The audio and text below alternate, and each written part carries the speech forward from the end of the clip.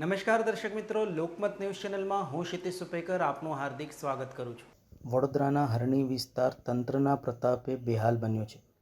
વડોદરા શહેરમાં આવેલ હરણી વિસ્તાર છેલ્લા 24 કલાકથી વધુ સમયથી બેહાલ છે।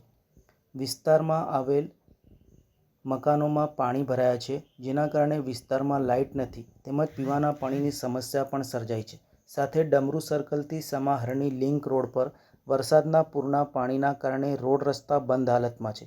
હરણીમાં અસંખ્ય ગેરકાયદેસર બાંધકામો થયા છે, તેને પણ તોડી પાડવાની પ્રજા માંગ કરી રહી છે। સાથે હરણીમાં આવેલ અસંખ્ય ફ્લેટ ધારકો, આવાસોના તમામ નાગરિકો ફસાઈ ગયા છે।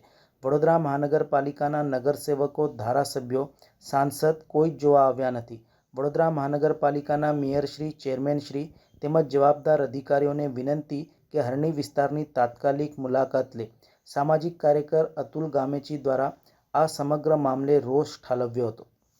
વડોદરા શહેરનો આ હરણી વિસ્તાર છે ને ડમરૂ સર્કલથી સમા જતો રોડ છે, એ રોડ પૂરેપૂરો પાણીમાં ગરકાવ થઈ ગયો છે। સાથે ડમરૂ સર્કલથી દેણા જતો રોડ પણ પાણીમાં ગરકાવ છે। આ વિસ્તારમાં, હરણી વિસ્તારમાં અસંખ્ય ફ્લેટ ધારકો ફસાઈ ગયેલા છે। લોકોના ઘરમાં પીવાનું પાણી નથી, સાથે લાઇટો નથી, મોબાઈલ ચાર્જ કરી શકતા નથી, જમવાની પણ અવ્યવસ્થા સર્જાય છે। કેટલાય લોકોને બહાર નીકળવું છે, ફાયરની કોઈ સુવિધા નથી। કહી શકાય કે વડોદરા શહેરના મેયરશ્રી, ચેરમેનશ્રી, કમિશનરશ્રી દ્વારા ફક્ત વિકાસની મોટી મોટી વાતો કરવામાં આવી છે। સાથે અસંખ્ય ફ્લેટ ધારકો આજે રોતા પાણીએ, રાતા પાણીએ રડી રહ્યા છે। બહાર નીકળવાનો કોઈ રસ્તો નથી।